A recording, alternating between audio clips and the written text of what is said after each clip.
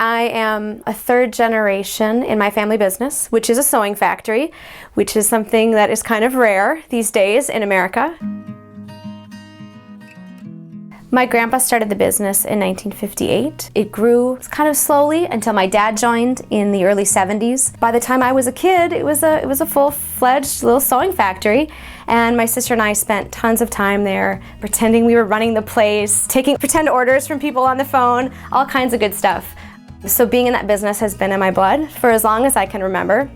Every night at the dinner table, Dad was talking about work, and there was always conversations about challenges and the excitement of figuring out how to make something, being at the factory and hearing the machines and having the fabric dust in the air, and all just being around that my entire life.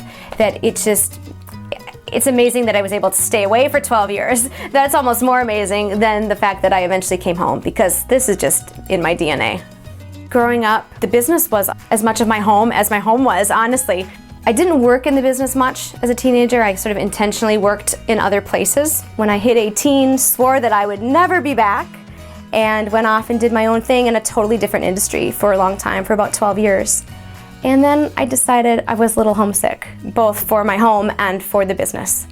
So I've been back 6 years, and our sewing factory is very large now and has many different divisions. My division that I run and that I am passionate about is called Stormy Kromer, which is a wool apparel and accessories brand that was started over 100 years ago by a real man named Stormy Kromer. He and his wife created a hat. They took an old baseball hat and sewed an ear band around it that could pull down and keep your ears warm. You know, there's no way I could talk about my love of the business without talking about this hat. I mean, they're kind of inextricable. I have these childhood memories of it. This is the hat you wore on the ski hills. And so I had a black Stormy Kromer hat. All my friends did. We wore them skiing. We loved them. And then fast forward to about 2000, and my dad gets wind that this hat's gonna no longer be made. He was able to buy the rights to produce this hat and bring it to Ironwood, which was kind of like the hat coming home. I lived in Texas when my dad bought the brand, and I was like, oh, that's cool. Like, yeah, you know, I can get behind that. But again, at the time, it was really still a man's product line. And then I came back in 2009, so the brand had been there for a while, and we really saw the opportunity with a resurgence of a lot of heritage type brands, of which we certainly were one as well. One of the reasons why I believe our business is still in existence is because my dad always said, well, we can sew whatever. If it's made out of fabric, we'll figure out how to make it. And so that sort of ingenuity really, I think, rubbed off on my sister and I. And so we're kind of taking this brand into the 21st century and redefining it and expanding it.